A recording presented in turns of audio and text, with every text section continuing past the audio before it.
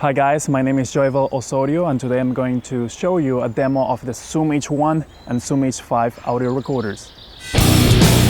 So the purpose of this video is to show you how the units behave in several situations like field recordings or even in a situation like this where I'm speaking to the camera and I'm using a lavalier mic. So this is what I have. I have the Zoom H1, is a very small and portable audio recorder and it has an amazing audio quality, and for the money it's really good.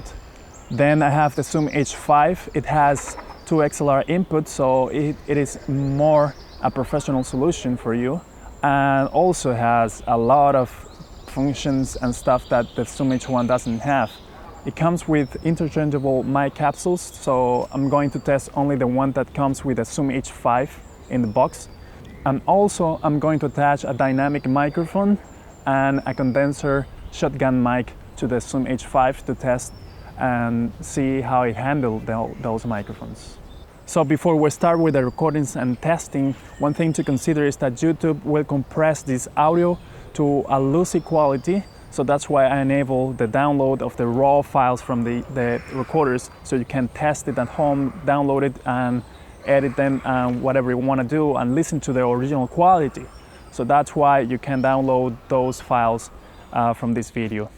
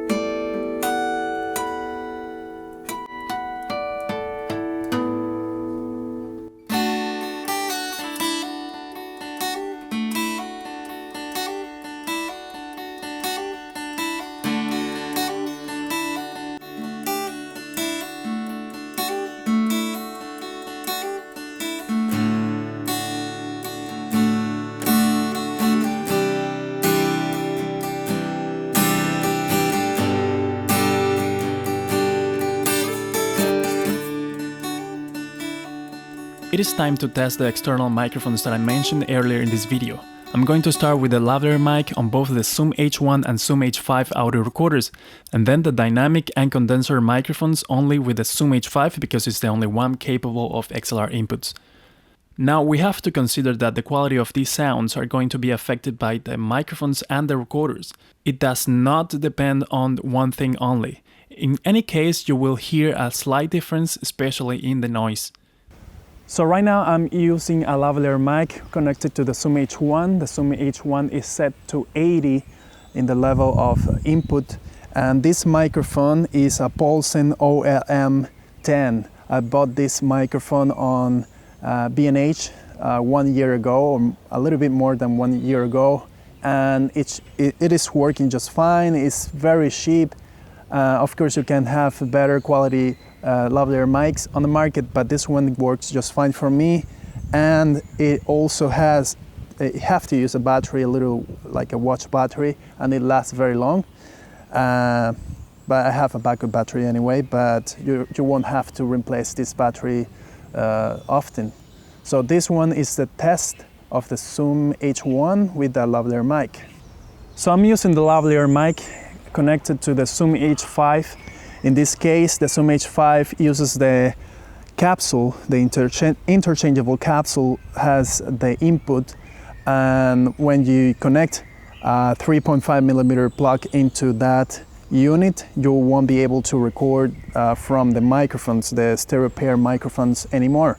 I believe I set the level on around 8 or something like that. It's very sensitive. It's a lot more sensitive than the Zoom H1. It's around 7.5, but it's getting a clear signal. In fact, if I go over that, I will be picking on that level. So I think this is a more professional solution. I'm getting more clear sound out of the Zoom H5. I'm going to give you a quick tip. If you are recording in any scenario using any kind of audio recorder, it's better if you switch off your cell phone because it always interferes with the signal of the sound and give this nasty sound. Okay guys, so this is a test of the Zoom H5 with the XLR inputs. So in the left channel I have this microphone. It's a dynamic microphone, and in the right channel I'm running phantom power with a shotgun mic. These are two different microphones. I'm running this test so you can judge by yourself the quality of the sound on this microphone. So in the Zoom H5 I have both knots of the levels set at around 7, and they're working very good. I mean, at 7 you can get clear signal with these microphones. Okay, I almost forgot to do this test. I'm just recording sound from the recorders, not external microphones, not lavaliers or anything, just microphones from the recorders. And I'm 2 meters away from the recorders and almost 3 from the camera, and you can hear the difference. They are stereo microphones, so you're not hearing a very clear isolated voice. You're just hearing the overall situation of the park and birds and everything. But if I get closer, of course you can hear a better sound. So I'm closer to the recorders now, and I'm speaking lower because the Zoom H5 is set to the maximum level, 10 in the capsule, and the Zoom H1 is set to 95, but the battery is dying, so it might get some noise and maybe, I don't know, maybe less quality or whatever. But the battery does affect the quality or the performance in the recorders, so you have to be careful with that. But with this test you can see how well these recorders behave in these situations. Maybe if I go to the city it would be different, but here it's working fine. I don't know what else to decide by yourself. In my experience with these recorders, the Zoom H5 has better preamps and the sound is clearer than the Zoom H1 and even the Zoom H4n, which I had a few years ago, but unfortunately it was stolen. It is said that the Zoom H5 has the same preamps than the Zoom H6, so we can expect the same clarity on the sound on both the Zoom H5 and 6. You can see more info about this demo in my vlog at joyvel.com. I hope you have liked this demo, and if you have any questions, please don't be shy and leave a comment. Also, don't forget to subscribe for future demos and reviews.